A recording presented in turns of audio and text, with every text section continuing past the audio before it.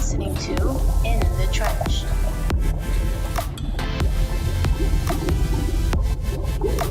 Good morning, and welcome back to another episode of In the Trench, episode number 20.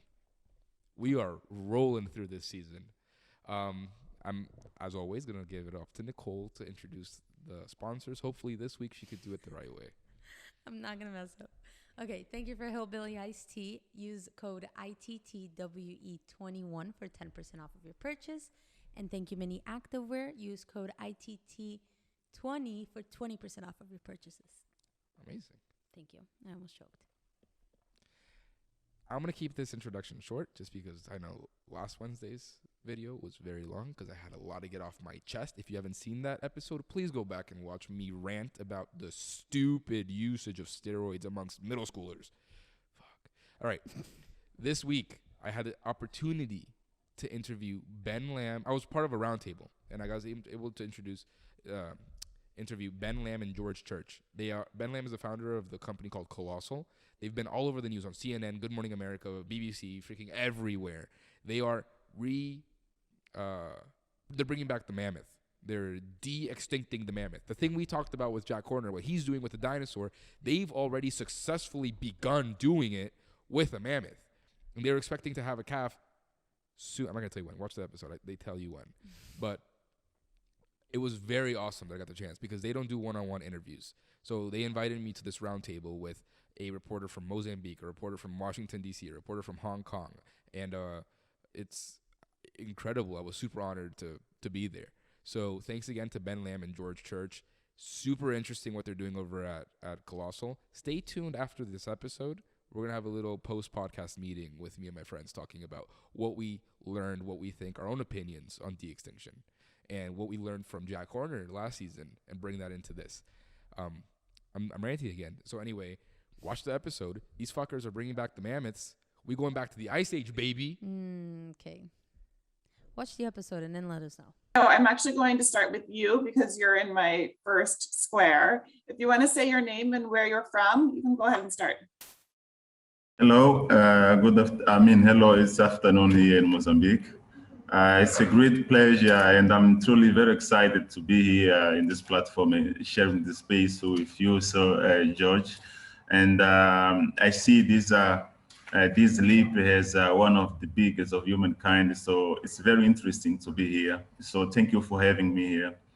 My name is Sergio Dos Nelson. I'm from Mozambique. I am a journalist and environmental activist, and I founded in 2013 the Association of Environmental and Human Rights Journalists here in Mozambique. So it's my interest to research and talk about this kind of topics.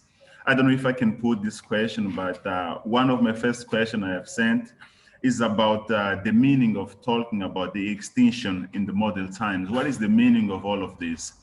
I've been reading about this attempt of bringing back the mammoths. So it's interesting, and that's why I've heard this question. What is the meaning of talking about the extinction in these modern times? So just to be clear, we're de-extincting gene variations, not species. We're trying to increase diversity. So we can harvest diversity from all over the world and back in time at least 1 million years. So mammoths lived on every continent of the world except for Antarctica and Australia. And so we can harvest all that diversity and enrich the endangered Asian elephant. So we're trying to save the Asian elephant and also restore the Arctic to a state that is more conducive to carbon sequestration, which is a top priority for modern conservation efforts and for that matter, climate change goals. So those are the main goals: is technology development, Asian elephant de-endangerment, and Arctic land restoration. Well, can I continue? I don't know. Okay. Can I continue, Emily? Maybe we'll go All past. right, yeah, I'm everybody. sorry, Sergio, we'll come back to you and give Caroline a chance Okay, to ask a that's question. fine. Okay, thank you. Yeah. Hi, everyone. Thanks very much for your time today. I'm Caroline Malone. I work with Feature Story News as a correspondent based in Washington, D.C. We're covering this story because we are interested specifically in, obviously, resurrection of the genes and also the help with climate change. I'm interested to know kind of the practicalities of the matter. So, you know, how long do you think it might take? How many of the species before there may be some impact on, you know, carbon and also the climate change issues? Yeah, great questions. So this, sorry, I'm not on camera, guys. We are targeting 4 to 6 years for our first calves. You know, our goal, you know, we think that's an aggressive goal, but as George will say, most of the science is solved, and we've just got engineering scale challenges ahead of us, really ensuring that, you know, because our goal isn't just to bring back and build Arctic elephants and bring back functional mammoths, but to actually reintroduce them into the Arctic successfully. And that gets into your second questions, you know, of numbers. And so 4 to 6 years is what our goal is, to have our first calves. Like any big engineering project, that could slip some, but at least that's what our first initial target set looks like. George, do you want to talk about numbers? Yeah. So the numbers are surprisingly small, even though there was on average one elephant mammoth type every square kilometer in the Arctic at one point. We won't need nearly that many in order to have an impact. We think that as little as 1 million square kilometers out of the 20 million square kilometers of Arctic would have a very significant impact on both keeping carbon sequestered and sequestering new carbon on the order of gigatons. Put that in perspective, humans produce about 10 gigatons per year of carbon into carbon, mostly into carbon dioxide. And that 1 million square kilometers could probably be done by hundreds, maybe low thousands of Arctic elephants. And that's because little known fact that the mammoths and elephants for that matter, but mammoths have been measured to do about the equivalent of 2 times around the globe in a lifetime. So it's a lot of space they cover. So we estimate that's sort of our goal, and that's I think within fairly easy scaling. Possibly the first generation could provide most of those elephants if we scale it up from the beginning. Thank you. Esteban, I'll go to you next. How's it going, everybody? My name is Esteban. I am the host of In the Trench, a STEM-based podcast based out of South Florida. And it's really interesting, everything that's happening here, because we just had Jack Horner on, who is like one of the lead paleontologists right now working on bringing back a dinosaur by genetically mutating a chicken. So I was able to talk to him about his opinions, and I want to bring it to you guys and wonder, are mammoths and de-endangering the Arctic elephant the end for you, or is that like your foot in the door to different species to de-endanger down the line? So for us, it really is about species preservation and this concept of species extension. What we're doing with the Arctic elephants is we're effectively building functional mammoths and allowing them to be placed in an area that not only helps from a combating climate and Arctic restoration, but it also allows them to be moved to a location where there's not as much human-animal conflict. You know, we're myopically focused on the mammoth because that's a big hard project to start with.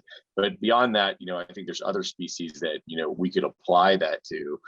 We're not interested in the novelness of species. We're more interested in the function and the utility of species. And so we want to look at what are endangered species that we can help, to George's point, leverage genes from both various geographic regions and time in order to achieve that.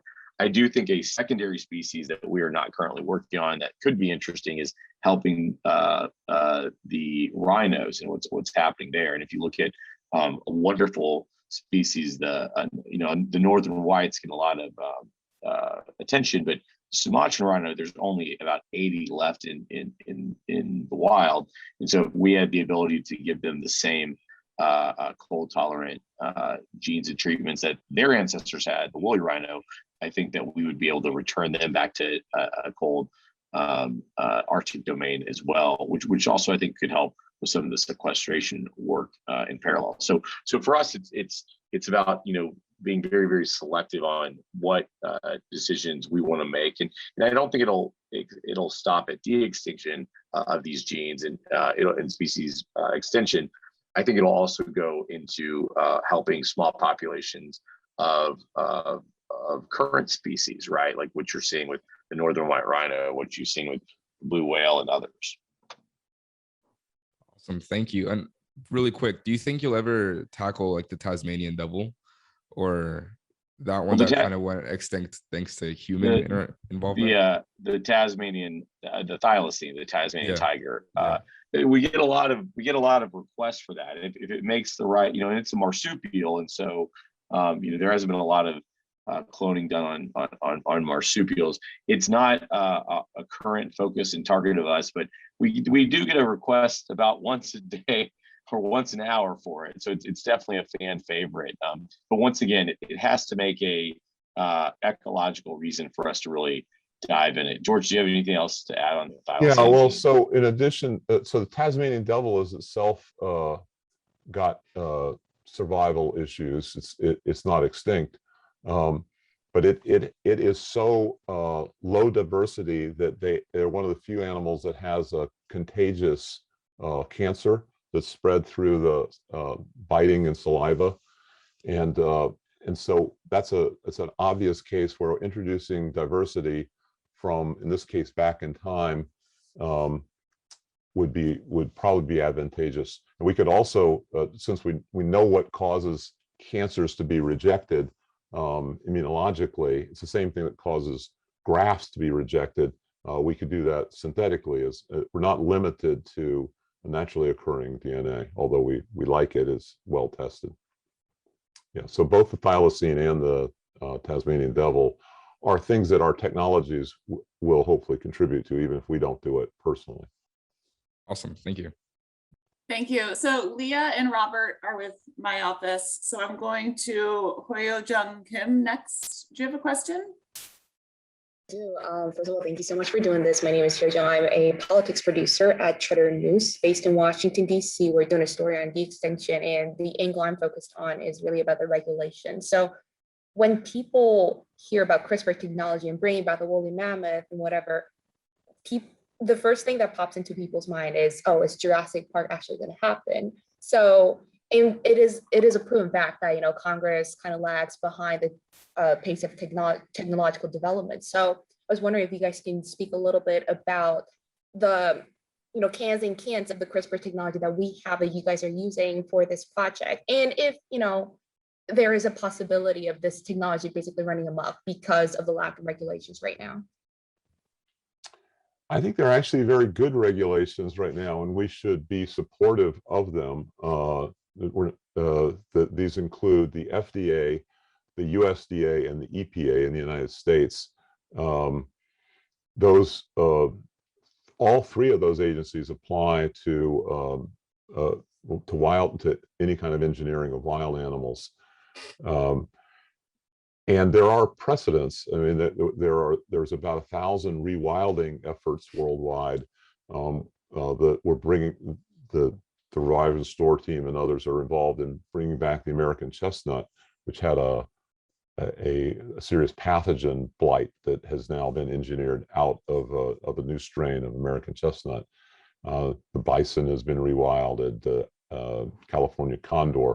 Now, I think there's lots of regulation, and one of the things we're trying to do by conversations like this is to raise consciousness well in advance of us finishing the first calf, so that we can either find out whether there's sufficient enthusiasm to speed this up or slow it down. Yeah. Thank you. Sergio, do you want me to go back to you? I can go back to you. I assume you have another question. Yes, yes. Well, there are scientists, many scientists against this idea of bringing back the mammoths. So can you talk a little bit about this, and can you talk about the environmental and social environmental impacts that may come from this action? So I would ask this question to both Mr. Ben and Sir George. So I don't know if you can clarify about the environmental impacts that may come from this action, and can you talk a little bit about the idea of many scientists that are against this idea, this action? I mean. Well, I think so. We're not exactly in favor of bringing back the mammoth right at the moment either. So, so I can count myself among those scientists that are opposed to it. Mainly because it's not necessary. I think we have a problem in the Arctic that is that it is melting, and it's already changed. Some conservation would say to the detriment of species diversity relative to 10,000 years ago, because the very rich ecosystems of the grasslands have been replaced with trees, and that results, for three different reasons, results in melting and methane release. And methane is 30 times worse than carbon dioxide as a global warming gas. So I think there's a number of reasons that you would want to have Arctic elephants there. And the goal is not to have no impact on the environment, it's to have a positive impact on the environment. I could address specific questions, but I mean that would be my concern, is that doing nothing is doing something. It is melting the largest source of carbon in the world, and in the worst possible form, which is methane. So, there may be other arguments that I'm not addressing, but I'd have to hear specifically what those are. Oh, thank you. Thank you. Caroline, do you have another question? I do. First one is perhaps better suited for Ben. What's the future business model that you foresee with the company? And then also, if I can, for George, we've sort of touched on the criticism that other scientists may have about this project, but what's your own ethical calculation on what you're doing?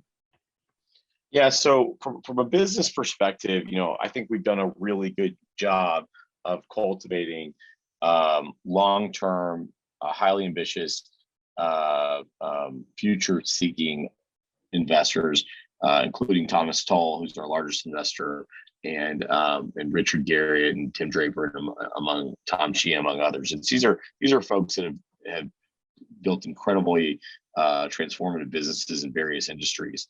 And so we don't have any pressure today to be monetizing. We look at this company and as do our investors, very similar to the Apollo program.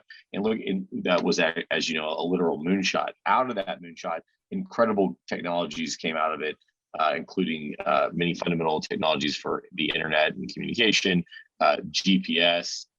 Tang is, I think, also a fan favorite, but not one that as impactful as GPS or some of the communication technologies or life support systems. And so we look at, and all of those were highly monetizable. If you look at the great work that George and his lab's done on multiplex editing, if you look at what we're working on with artificial wombs, which we feel really strongly about as it relates to the scale of the number of Arctic elephants that we want, and some of the other technologies that we think will come out of it, we think there's many areas to build transformative technologies that monetize.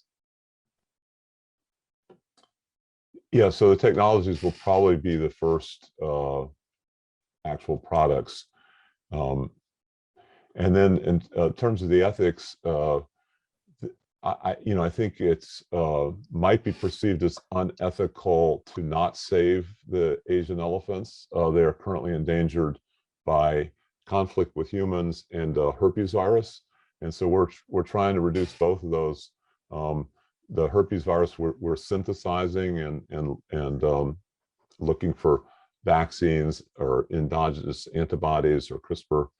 For the human, we're looking at naturally occurring elephants that don't have tusks for that particular kind of risk. And then there's also risk just from being so close to farmers. If they accidentally step on the farmers' plants, they get pushback. So we want to give them a whole nother land where there's very low human population density to make them safer. So that's one aspect of the ethics.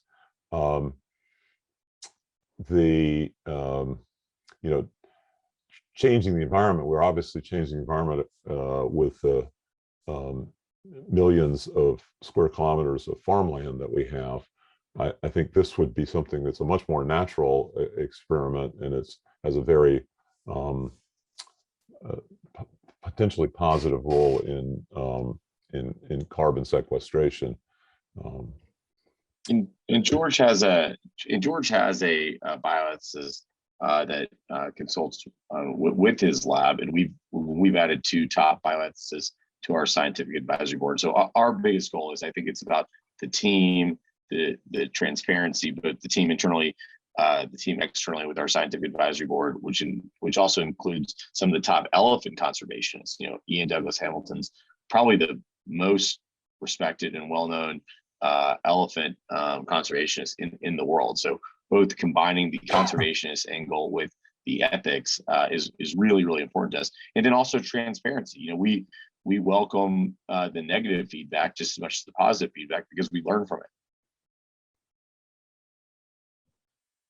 Thank you. Esteban, do you have another question? I do. I have one last question. So de-extinction and de-endangerment isn't really a necessarily new topic. Clearly, it's been around since the 90s and 80s with Jurassic Park, and it's been attempted before. My question for you is, where do you guys think you succeeded or cracked the code where you think others might have failed in the past? Well, so, I mean, Jurassic Park didn't have, I mean, it was a fiction, and it didn't have, it's turned out that there isn't DNA older than 1 million years so far.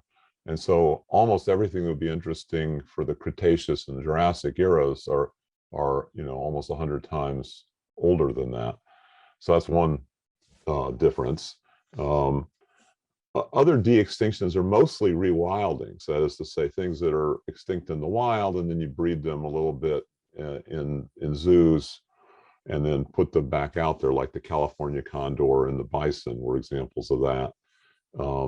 There's a growing number of examples where a properly frozen embryo or cell can be used to restore that individual, but it's usually of a species that still exists.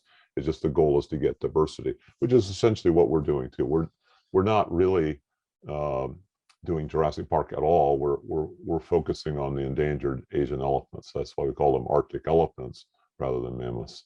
So I don't think we're going to succeed where Jurassic Park failed. I think that if you want a dinosaur, birds are pretty good, probably the remainders of the dinosaurs.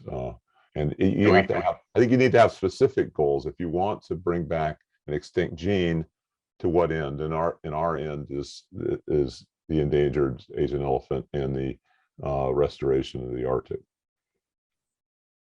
Awesome. Thank you so much. We have time for about one more question. Hoyo Jung Kim, would you like to answer or ask our last question? It would be an honor. So, so both Ben and Dr. you guys have been very clear about how your purpose is species preservation, not bringing back the things from the past. So, I feel like you guys really, really honed in on that. Is that because of ethical reason or practicality reason? I think it's practical. we're developing a set of tools that will be useful in agriculture and conservation. And those tools include synthetic biology, which is not dependent on ancient DNA, plus ancient DNA. I think there's a lot of enthusiasm for doing survey of all the living species and a lot of the extinct species to get them into databases before they disappear. And we're collaborating with some great we're collaborating with some great folks like the VGP, the Vertebrate Genome Project, whose goal it is to build full reference genomes of all of the vertebrates, of the living, all current and living vertebrates on the planet, focusing initially on the most critically endangered. And we've been funding some of that research as well. And so I think that to just echo George's point, it's really about the why. I think that you can do a lot of things, in science and leveraging these technologies, but what is kind of your core? So, bioethics and conservation are at our core to our mission. Arctic rewilding is a fundamental North Star of the company. So when we make our decisions, we need to be thoughtful on that. Climate change is something that, is kind of the existential threat of our time. And we can lose up to 50% of all biodiversity between now and 2050 if we don't do anything. Gotcha. Real quickly, could I say what you guys are trying to do in long term is kind of like creating sort of a seed vault, but for like mammals and animals? I think there's other folks like the great work that's being done at the San Diego Zoo in the San Diego Frozen Zoo specifically on kind of that tissue sample vault. I think our focus is more on selecting species that have a ecological positive impact for the world and for potentially even saving their existing lineage, and in this case, the Asian elephant, by us giving them the genetic tools to exist in their ancestral domain, which was obviously much colder in the Arctic. And so I think there's great work that's being done by, the San Diego Frozen Zoo and others on kind of the banking. Our focus is being selective on species that we can apply these technologies to that can make a difference. Gotcha. Thank you so much.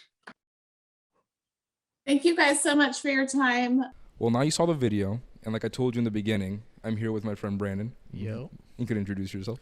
Hey, I'm Brandon. You guys will probably see me in a later podcast, Jeopardy Champion, first edition, but I'll let you guys see that later. But cool to be on.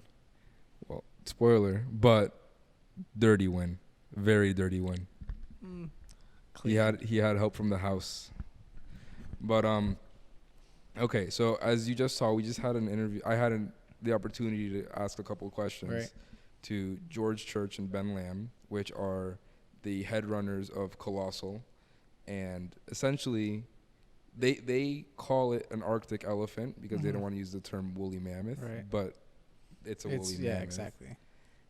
And they're talking about bringing it back. They already raised the money. It's already happening. Like, it's not like I explained it at the beginning. It's not like they're really maybe doing it. No, like they trying put to do $15 million into that fund just to do it. And now, according to what they were saying, they are planning in 3 to 4 years have the first calf. Yeah, I saw that. So I'll open it up with what are your opinions on de-extinction as a whole?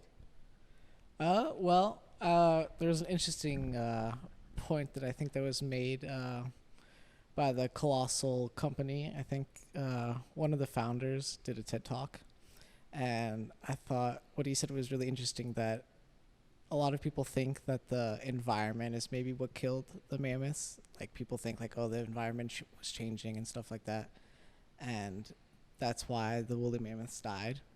And now it's kind of like maybe because the woolly mammoths died that the environment started changing over there more, because they're, I guess, so vital to like the environment and stuff. So that's something that's like their biggest point right now, is that the woolly mammoths are supposed to help our environment. It's somehow supposed to combat climate change by bringing them back. And personally, I'm all for de-extinction, especially for species that we got rid of. Yeah. So like the North American condor, for example, we were the cause of their extinction. the dodo bird, useless animal. Yeah. But I want it. I want it back. I did ask them about a specific animal that, according to them, that's like the most high. They get a request every single hour for the Tasmanian tiger. Yeah, I saw that. It was really popular. So they get a request every hour, and supposedly they're not fully extinct. Like, not fully extinct. There are rumors. What's the relation between that and the Tasmanian devil? Is there any? It's the same animal. Yeah, okay. So it's called a thylacine. Right. And according to people, like, there are sightings, really rare. Right. It's like seeing Bigfoot, because you could see it, but nobody's ever killed one. No one's ever caught one. Supposedly there's one or two left, like, just roaming around. And it's really funny because I watched a movie with Nicole the other day, with Willem Dafoe, and the whole point of the movie was him going to Australia or New Zealand to hunt one of these things, because they reproduce, like, one of the glands has like this venom that's really good for hunting or something. So the whole movie was dedicated to, there's one left in the world, go find it. He found it at the end, spoiler alert, but it brings up the point where, like, I'm all for what Colossal's doing. I got really excited when I first heard of them. I was actually in the gym, and they were on CNN. Right. And I see a group of scientists raised $15 million to bring back woolly mammoth. And I'm like, I need them on the podcast. And I technically had them on the podcast, but they don't do one-on-one interviews. So I got invited to that thing. The other question I asked them was, if, aside of this being a foot in the door, what have they done that others have failed at? Because de-extinction isn't necessarily a new topic. Right, yeah, exactly. So personally, I obviously want to see dinosaurs running around. I saw Jack Horner's is trying to, he's not de-extincting an animal, he's just mutating a chicken. Yeah, that's kind of similar to what they're trying to do. They're not trying to bring back exactly the woolly mammoth, but they're kind of gene editing to bring something similar.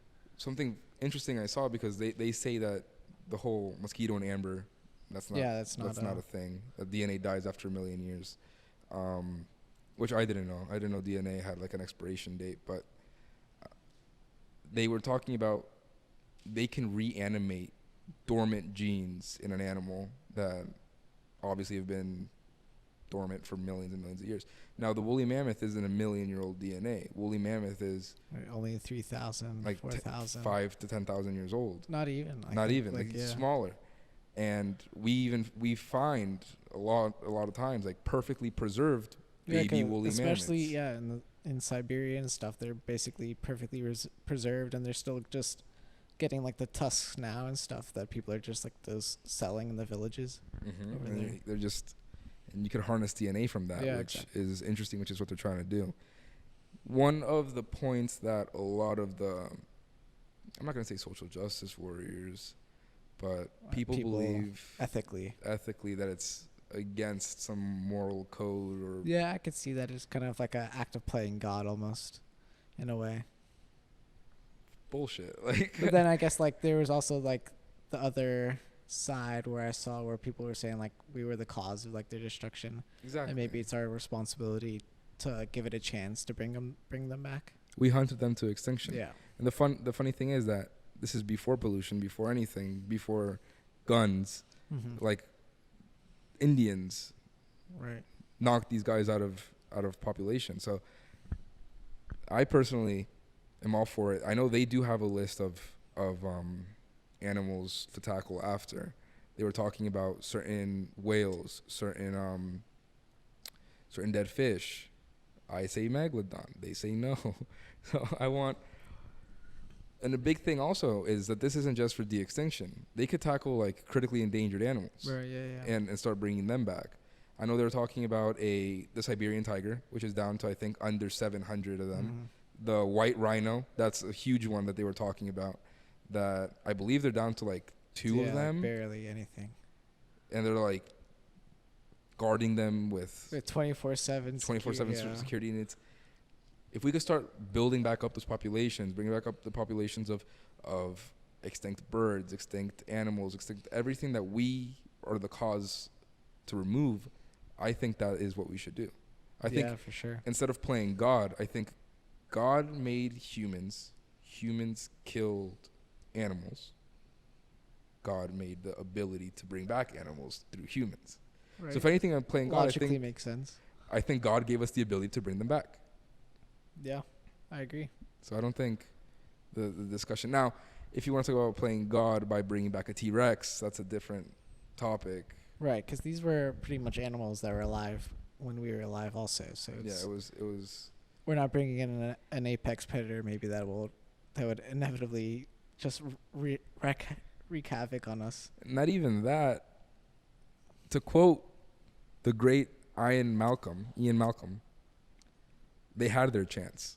Yeah. And nature selected them to get deleted. They weren't a cause of global.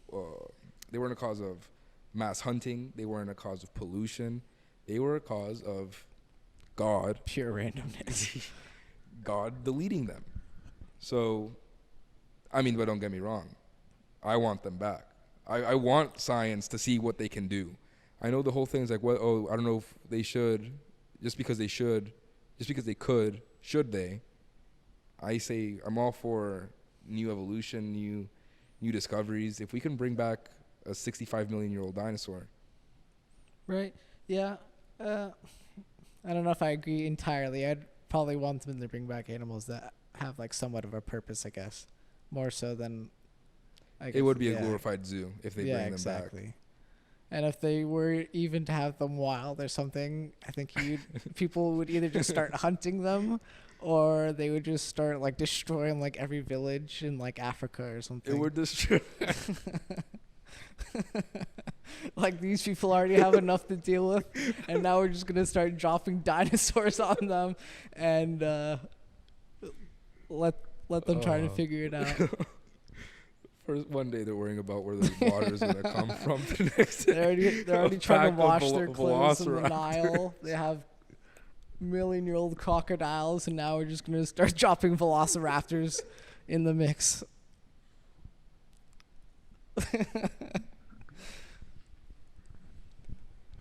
I think I've mentioned this before, but you know my fucked up dream. Right, yeah. To kind of go into a Hunger Games with like T-Rex almost. So I have a desire that I feel that I need to do at some point in my life, and it can only be fulfilled by dropping me in an enclosed island with a T-Rex, a bloodlust T-Rex that wants to kill me. And my purpose is to get from point A to point B of the island. Hopefully it's a long trip. I'm talking like 3 miles, 4 miles long. Like I want this to be hard. I want to feel death behind me in this scenario. I don't know why I need this. I don't know why I need the feeling to get. I've had that feeling with maybe not dinosaurs, but like actual like Hunger Games. I think would be kind of cool. Like humans? Yeah, I don't know if I want to fucked. be killing people, but like just to survive. Like if they had like a really realistic VR type of thing, I think that would be kind of cool. No, I fuck that. Same No. thing with the dinosaurs. If it was, I would definitely play that game. Well, if it was a dinosaur VR, sure, I would do it, but I wouldn't feel... Like, I want to not be guaranteed survival. And I'm not talking about me killing this T-Rex. If I can... I will be given a machete, and that is all I have. And there's no way I can kill the T-Rex with a machete, because there's no way I can get close, unless I climb a tree, and he's going under. Even if you are close, I don't even think that machete's doing anything. You think the skin's too tough? That, and I think even just like the... Just a big iguana. It's going to go right through him. Yeah, that cut. But that's the thing. If I climb a tree and I jump and I get him straight in the brain, there's no way he's just going to shake me off.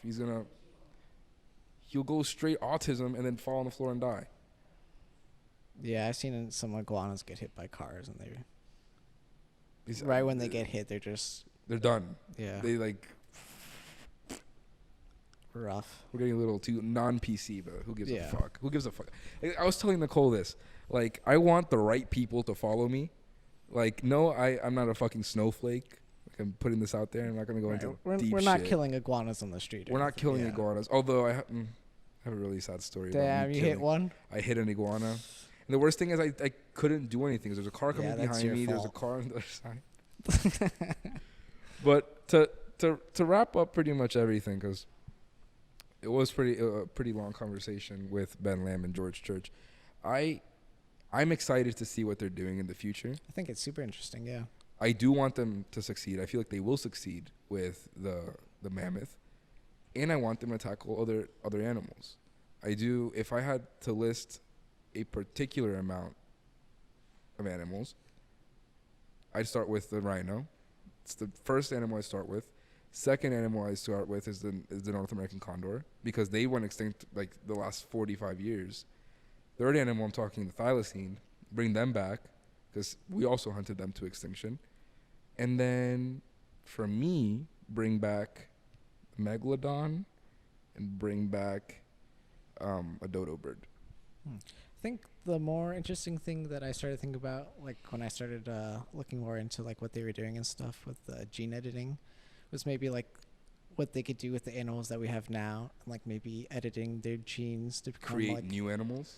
Well, no, maybe just make them like more like, you know how they're trying to make like a cold weather resilient elephant pretty much for the pretty much make it a mammoth. And if we could maybe do that with like the animals we have now, like for example like polar bears or penguins or something, have them be able to survive in like heat. Yeah, something like that. I don't know. And maybe inevitably with, I guess, I don't know ethically, but with people, if that's maybe what it's leading into, I think to be able to eventually survive these type of climates. If this technology does go rampant, because apparently something they were talking about in the interview was what kind of regulations do they have? Right, like how free are they? Because this is relatively new technology. Yeah. How free are they to go crazy with gene editing? We are on path. If some fucked up military wanted to, they could start, and they have been doing it since the Nazis, experimenting with genuine like super soldiers, like some Warhammer 40K shit where they have like 2 hearts, 3 lungs. Yeah, kind of scary, I guess. Would you if they perfected it, and they say they can guarantee an extra 30 years of good life for you? I felt that question coming on. Would you do it? If they say you could be 120, looking 60, and feeling 40, I'm gonna be honest. I'm doing it. Yeah, if your brain is still there, I think that's like the biggest problem I think they have with. Yeah, you'll go crazy. Most people's brains, I think, after 100, that they're just. I think there is. They measured how much storage we have. And that's why they say you can't be immortal, because your brain will run out of storage. That's why you start forgetting stuff when you're older, pretty much. But they say a human essentially could live 500 years and have a functioning brain. If they can eliminate disease, which is like the biggest cause, and find a way for you not to get sick and your brain not to deteriorate and because of disease, you can get to 500 technically and still be functioning. So if I can be like conscious and like quick. Right. So would you do like? Are you familiar with altered carbon? Yeah. Like I wouldn't do a sleeve. No. I wouldn't do a sleeve. 'Cause I feel like it's not me. I would die. Right, but what if it's like? I know maybe not like the sleeves where it's like different people, but if it's like the same like the same type of sleeve. Like they just build a version of me and they just transfer me. The ultra rich people have like the same sleeve pretty much. If it's my brain that actually gets moved into the sleeve, yes. But if it's just my consciousness, I feel like it'll be an AI version of me. Right, like it'll just be a copy. But I will actually die. Right. So then there's no point. So it's the actual you dying, but your copy is living on pretty much. Yeah, but that makes no sense to me because I'm dead. Yeah. Like the point is for me to live on. I don't give a fuck if my conscience. What good would I do to society to keep living if it's a bit selfish. Would you do it? No, I don't think so. Yeah. But yeah, no, I would definitely if they perfect the technology, and it's probably gonna be for like the ultra rich, but if they perfect the technology and I have the money and I can live an extra 60 years at full health, yeah, hell yeah, 100%. Yeah, because I mean that means you could hang out with your kids, your grandkids, you could play tackle football. It depends if you have to like keep working or if you're like retired and you can. Well, if you can even get this surgery, you're probably ultra rich. Yeah, I'm sure. So, whatever. Those are our takes on the actual interview with Ben, Lamm, and George Church. Thanks again to them and Colossal for letting me on. Thank you to Brandon for having Yeah, this of course. quick little post podcast conversation. Super interesting. Stay tuned for our Jeopardy game episode, which is going live. Next episode on Wednesday is gonna be who is it?